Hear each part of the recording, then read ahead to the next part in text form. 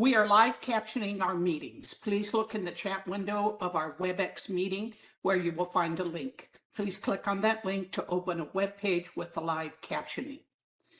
At this time, I call to order the agenda review meeting of the Maricopa County Community College District Governing Board of March 10th, 2026. Today, we will review the agenda for the March 24th, 2026 board meeting. Let the record reflect that it's now 4:31. For the record, I will call a roll of the board members.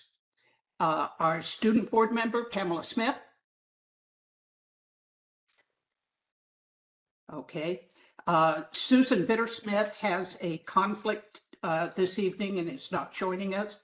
Kelly Butler. Present. Donna Davis. Present. Tom Narini. Present. Jacqueline Smith. Present. Marie Sullivan. Present. And I'm also present, Linda Thor. So our agenda for March 24th, 2026 begins at 5 o'clock with a study session, which will be an overview of the FY 2026-27 budget. Our regular board meeting convenes at 6:30 with our usual cadence of reports.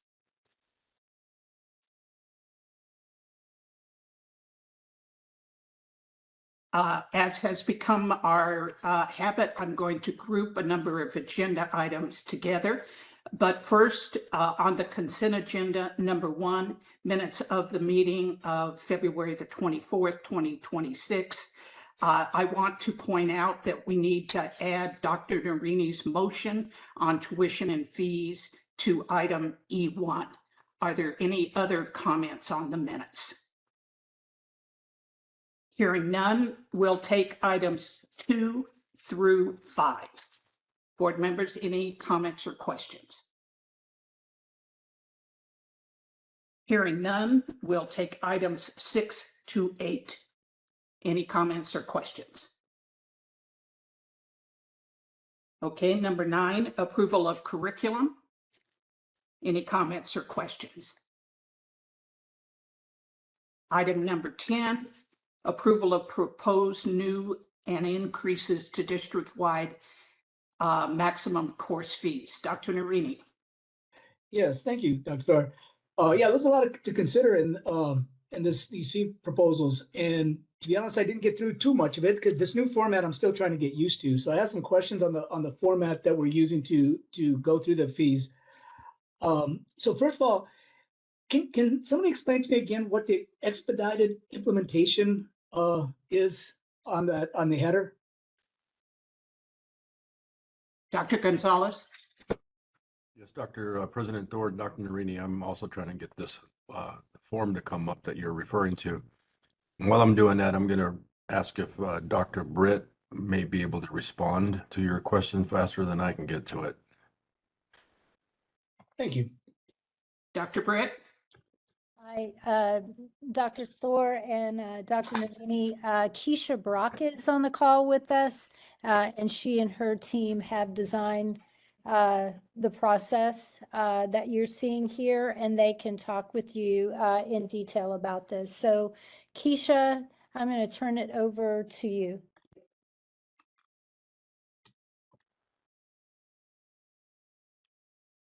Dr. Brock.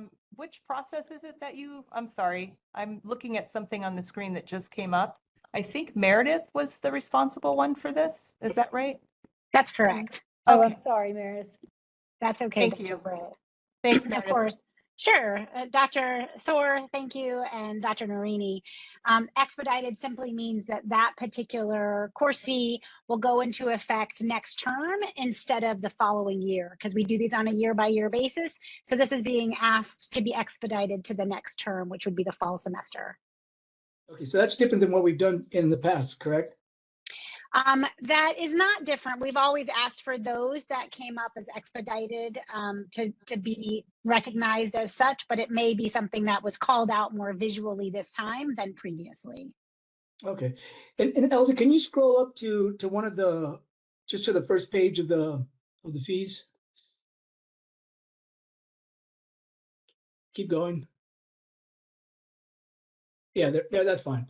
So just to be sure, the current fee is the fee that the colleges that's proposing the change. That's the current fee that they're charging. Is that correct? Correct. So this tab that you're looking at is, I think this is for all district wide. So you'll see at the top that this is the paramedicine program that's shared across Glendale, Mesa, PC, and PV. So that's at the top. And they changed this particular program to combine classes together, and then they have a new course. So this is actually a new course that has combined fees. So you'll see it says current fee is 0 because it's a new course. And the proposed fee for the combined courses, which used to be $245, $250, $251, and $280, are now $1,500 as a combined course. Okay. I'll get to some of this a little bit later, but while we're on this page, the projected enrollment is 24. Is that per college or total? That's per college at each of Okay. the colleges. That's the maximum amount that each can take. Okay. So what I'm curious about is I went through the first few pages, and what I found was with the current district-wide fee, that's the maximum amount that any college is currently charging for a particular course, correct? Correct. Okay, and so when I went through the first couple of pages, I found that they don't always match up with what was on Find a Class or in my list of approved fees that the board approved. So where do we come up with that amount? Where do we come up with the maximum fee? How do we find that? So the maximum fee is what you're approving any of the colleges to use. So a college may decide that their particular course does not need 1,500, but another might. And I mean, that's sort of unusual in most of the cases, but if everybody's sort of resourced differently, some may have received grant dollars to support classes, and so they don't need the course fee. So some of them have a lower course fee. The maximum course fee is all that they can charge up to that amount. And Okay, then well, you may find from section to section that it's different. No, I understand that. What I'm asking is when there is a current district-wide maximum fee, where do we find that fee? Here in our governing board documents typically, but we do house them in our repository for our student information system. But it isn't it's not public. If you needed to see more course fees, we would have to pull that data for you from our system. Okay, so there is a list of all the courses with course fees and how much each course is being charged, correct? Of course. Great. Okay, that's interesting. So the next one I had is the projected revenue, right there as we can see. So I'm guessing that's projected revenue is so that we can expect as a college and as a district, how much money we're going to generate from the course fees. Is that correct? Yeah, so if you look at the $1,500 times the 24 students, that's sort of where that comes from. Okay, so for this one, for example, the projected revenue isn't $36,000. It's more like 150,000 or so because it'd be 24 times 4. That's correct. Per college, Okay. That would be the projected revenue. Okay. Let's see. There was one. So, but when we increase a fee, the projected revenue, are we calculating the total amount that we're going to generate from that fee, or just the difference from the increase in that fee? The total amount projected from the fee, Dr. Narini. Okay, because if you can scroll up some more, because I don't think that's the case. Oh, wait, no, I'm wrong. It's the difference. It's the difference. You are correct. It is the difference between what we wouldn't did. the total amount be more informative and give us better information if we had the total amount rather than just the difference? I will take that note from my team, Dr. Narini, and I will ask them if there's a particular reason that we do it that way, but I can certainly ask them if that can be an added field as well. Okay. Because I know as a board member on that summary page, because it just doesn't look like we're getting accurate information, especially on that summary page. We're just getting the amount that's being increased and not the total amount. Because from my calculations, I see that I went back to 2018, and we're increasing or adding to course fees of up over $1 million a year. So that I was just curious. So I guess the concerns I have about all of this is the accuracy that I'm finding, or the lack of accuracy I'm finding with the district-wide maximum fees and what's showing up in Find a Class and what's showing up in the approved fees that the board approved. And I also have some concerns about the amount being charged, because I found some other discrepancies about what it says in Find a Class and what it says in the board documents and what I see in this document. And I found one course that was at the same college. It ranged from $5 to $60 at that same college. And there are also some questions I have about the projected revenues. And just this new format, I know it's just going to take some time to get used to, but it seems to me it's making it a little bit more difficult for the colleges and for the board as the district to keep track of the course fees, the revenue that we're generating from the course fees at the college level and at the district level. Because with with the way the budgets are, and that, with us considering a property tax increase, I think it's important that we get as accurate accounting of all the revenue to better understand how the course fees play out and all of that. So I guess my last question is, when was the last time an audit was done on the course fees?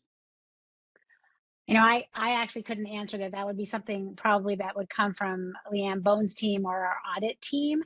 But let me make a quick comment, Dr. Narini, is I know that we've shared this before, and I just want to share it again to make sure it's clear that course fees are assigned by the instructor as it relates necessarily to the particular modality and how they teach the class and what the items are that they may use in that course, which is why there's a maximum and not like a set amount. And so it will vary from faculty member to faculty member and section to section, and that's just always going to be the case.